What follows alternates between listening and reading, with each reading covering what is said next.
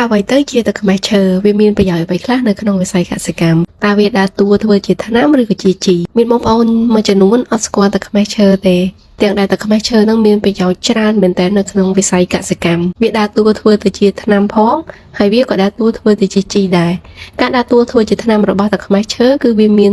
តួនាទីនៅក្នុងការសម្លាប់បណ្ដេញនិងការពារពពួកសត្វល្អិតស្ទើរតែគ្រប់ប្រភេទសម្រាប់ការដើរតួធ្វើទៅជាថ្នាំគឺវាមានតួនាទីជំនួយទៅដល់ឫសព្យាបាលដី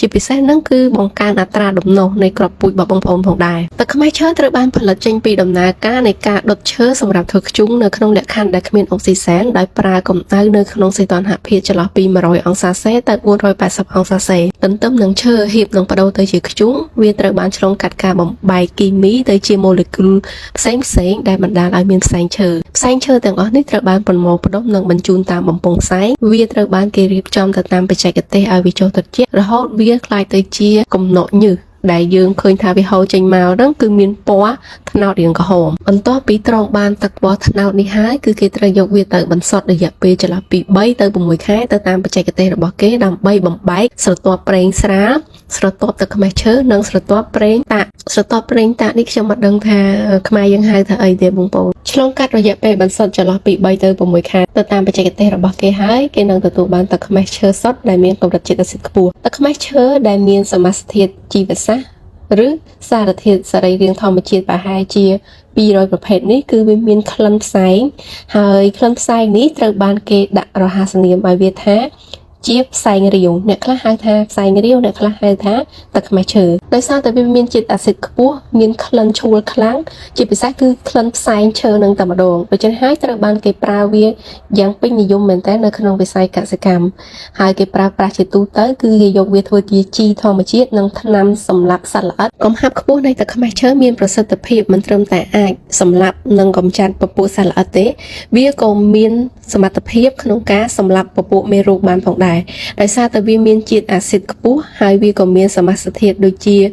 មេរ៉ាណុលនិងផេតាណុលដែលអាចសម្លាប់ពពួកបាក់តេរីបានរហូតដល់200ដងមិនត្រឹមតែប៉ុណ្ណោះវាក៏មានសមត្ថភាពនៅក្នុងការបង្កើតពពួកអតិសកុមប្រាណដែលមានប្រយោជន៍ប្រឆាំងជាមួយនឹងពពួកបាក់តេរីដោយសារតែវាទទួលបានសារជាតិចិញ្ចឹមពីអាស៊ីតអាសេតិកក៏ប៉ុន្តែបងប្អូនត្រូវតែប្រយ័ត្នដែរបងប្អូនត្រូវតែប្រើនៅក្នុងបរិមាណមួយដែលត្រឹមត្រូវទៅតាមប្រភេទដំណាំឬក៏ជាតម្រូវការរបស់បងប្អូនហើយនៅក្នុងនោះបងប្អូនអាចប្រើទឹកខ្មេះឈើនៅក្នុងបរិមាណ1លីត្រលាយជាមួយនឹងទឹកធម្មតា20លីត្រប្រសិនបើបងប្អូនចង់បាញ់នៅលើដីដើម្បីសម្លាប់មេរោគនិងសម្លាប់សត្វល្អិតនៅក្នុងដីក៏ដូចជាការការពារជំងឺរលួយឬដោយបង្កឡើងពីពពួកផ្សិតផ្សេងៗហើយការប្រើនេះគឺបងប្អូនគួរតែប្រើបាញ់ទៅលើដីរយៈពេលចន្លោះពី10ទៅ15ថ្ងៃមុនពេលដែលបងប្អូនដាក់ដាំដំណាំពីព្រោះថាទឹកខ្មេះឈើនេះនៅពេលដែលវាជ្រាបចូលទៅក្នុងដីគឺវាមានប្រតិកម្មជាមួយនឹងពពួកអាកាឡាំងហើយវាបង្កើតទៅជាកាបូនម៉ូណូអុកស៊ីតបង្កធ្វើទៅជាជាតិពុលទៅដល់ដំណាំដែរប្រសិនបើបងប្អូនបាញ់ភ្លាមបងប្អូនយកវាទៅដាំភ្លាមក៏ប៉ុន្តែបើសិនបើបងប្អូនបាញ់ហើយបងប្អូនទុកចោលរយៈពេលចន្លោះពី10ទៅ15ថ្ងៃអាការដែលវាមានប្រតិកម្មគីមីហ្នឹងវាបង្កើតទៅជាប្រភេទឧស្ម័នល្អវិញសម្រាប់ទៅដល់រុក្ខជាតិហ្នឹងជាពិសេសគឺវាបង្កើតឧស្ម័នកាបូនឌីអុកស៊ីតដែលវាជាតម្រូវការរបស់រុក្ខជាតិតែម្ដងចូលដល់ករណីបងប្អូនចង់បាញ់ដើម្បីសម្លាប់ពពួកអតិសកុមប្រាណដែលមិនល្អនៅក្នុងដីណាហើយវាក៏ជាពពួកអតិសកុមប្រាណដែលវាបង្កជាការរំខានដល់ការលូតលាស់របស់ដំណាំដែរនៅក្នុងករណីហ្នឹងគឺបងប្អូនត្រូវលាយទឹកខ្មេះឈើនេះនៅក្នុងបរិមាណ1លីត្រជាមួយនឹងទឹកធម្មតា50លីត្រហើយបងប្អូនបាញ់វាទៅលើដីចឹងទៅក៏ប៉ុន្តែការបាញ់នេះគឺគេមិនលើកទឹកចិត្តឲ្យយើងបាញ់ច្រើនពេកឬក៏បងប្អូនដាក់កម្រិតទឹកខ្មេះឈើច្រើនជាងនេះទេពីព្រោះថាវាអាចប៉ះពាល់ទៅដល់ឫសនៃដំណាំដែរករណីបងប្អូនចង់លាយដើម្បីប្រើជាមួយនឹងប្រភេទដំណាំគ្រប់ប្រភេទមិនថាបន្លែផ្កាដំណាំយកផ្លែទេគឺបងប្អូនលាយទឹកខ្មេះឈើនេះនៅក្នុងសមាមាត្រទឹកខ្មេះឈើ1លីត្រលាយជាមួយនឹងទឹកធម្មតា200លីត្រកម្រិតកំហាប់នេះគឺអាចប្រើប្រាស់បានគ្រប់ប្រភេទដំណាំទាំងអស់គឺអត់រើសទេទឹកខ្មេះឈើតែ1លីត្រទេតែលាយជាមួយនឹងទឹកធម្មតារហូតដល់200លីត្រហើយការលាយបែបនេះគឺបងប្អូនលាយដើម្បីបាញ់ទៅលើស្លឹកដំណាំដែលយើងចង់ស្រោចឬក៏យើងអាចយកវាទៅស្រោចនៅជុំវិញគល់នៃដំណាំរបស់បងប្អូនក៏បានដែរមានន័យថាស្រោចលើស្លឹកក៏បានស្រោចគល់ក៏បានដែរហើយបងប្អូនប្រើវារយៈពេលចន្លោះពី7ទៅ15ថ្ងៃម្ដងកុំបាញ់វាញឹកញាប់ពេកទឹកខ្មេះឈើនេះវាមានជាតិអាស៊ីតខ្ពស់ណាស់កាលណាតែយើងប្រើញឹកញាប់ពេកវាអាចធ្វើឲ្យប៉ះពាល់ទៅដល់ដំណាំយើងវិញហើយការបាញ់នេះគឺបងប្អូនបាញ់ក្នុងគោលបំណងដើម្បីបដិញសត្វល្អិតការពារសត្វល្អិតក៏ដូចជា លុបបំបត្តិពពួកផ្សិតផ្សេងៗដែលវាធ្វើឲ្យមានបញ្ហាទៅដល់ដំណាំរបស់យើងបងប្អូនដឹងហើយកាលណាតែមានផ្សិតគឺវាមានជំងឺអញ្ចឹងយើងបាញ់ចន្លោះពីមួយអាទិត្យទៅ15ថ្ងៃម្ដងនេះដើម្បីការពារពពួកទាំងអស់ហ្នឹងដែរហើយនៅពេលដែលយើងបាញ់វាជាទៀងទាត់ឧទាហរណ៍ថាបងប្អូនបាញ់15ថ្ងៃម្ដងអញ្ចឹងវាក៏ជំរុញភាពធន់របស់ដំណាំរបស់បងប្អូនដែរមិនត្រឹមតែប៉ុណ្ណោះវានឹងជួយឲ្យឫសដំណាំចាក់ឫសបានល្អហើយវានឹងជំរុញការលូតលាស់ឲ្យវាធំលឿនដែរបញ្ជាក់ប្រាប់បងប្អូនដែរចំពោះការលាយនេះបើសិនបើបងប្អូនបន្ថែមកំហាប់ទឹកខ្មេះឈើឲ្យច្រើនជាងហ្នឹងណាឧទាហរណ៍ថាបងប្អូនបន្ថែម2លីត្រលាយជាមួយនឹងទឹក200លីត្របងប្អូនអាចបាញ់ទៅលើស្លឹកបានទេករណីដែលយើងអាចបាញ់ទៅលើស្លឹកបានឬក៏យើងស្រោចទៅលើស្លឹកបានគឺយើងត្រូវតែលាយទឹកខ្មេះឈើតែ1លីត្រទេជាមួយនឹងទឹក200លីត្រពីព្រោះថាកាលណាតែយើងដាក់កំហាប់ខ្ពស់ជាងនេះឬក៏បរិមាណទឹកខ្មេះឈើច្រើនជាងនេះវាមានជាតិអាស៊ីតខ្ពស់អញ្ចឹងវាអាចធ្វើឲ្យឆេះស្លឹកដំណាំរបស់បងប្អូនដែរសម្រាប់បងប្អូនដែលមានបំណងចង់បានគ្រឿងម៉ាស៊ីនកសិកម្មទំនើបមានដូចជាម៉ាស៊ីនសូនចំណីសត្វម៉ាស៊ីនកិនស្រូវម៉ាស៊ីនកិនស្មៅគ្រប់ប្រភេទដែលនាំចូលពីបណ្ដាប្រទេសជប៉ុនអ៊ីតាលីម៉ាឡេស៊ីនិងប្រទេសថៃសូមធ្វើការទំនាក់ទំនងទៅកាន់ក្រុមហ៊ុន Mintic Power តាមរយៈ Facebook Page Mintic Power Tour ឬតាមរយៈលេខទូរស័ព្ទដែលមានលើអេក្រង់នេះ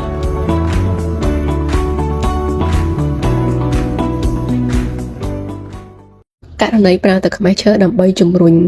ការរំលាយឬក៏ការកាច់របស់ជីកំប៉ុស្តអញ្ចឹងបើសិនបងប្អូនប្រើដើម្បីធ្វើឲ្យជីកំប៉ុស្តបងប្អូនកាច់លឿនបងប្អូនត្រូវប្រើទឹកខ្មេះឈើ1លីត្រលាយជាមួយនឹងទឹកធម្មតា200លីត្របន្តមកទៀតបងប្អូនយកទៅបាញ់ទៅលើគំនរជីកំប៉ុស្តរបស់បងប្អូនទៅហើយការបាញ់បែបនេះគឺវាបានបង្កើនបរិមាណអតិសកុមប្រាណដើម្បីជួយឲ្យ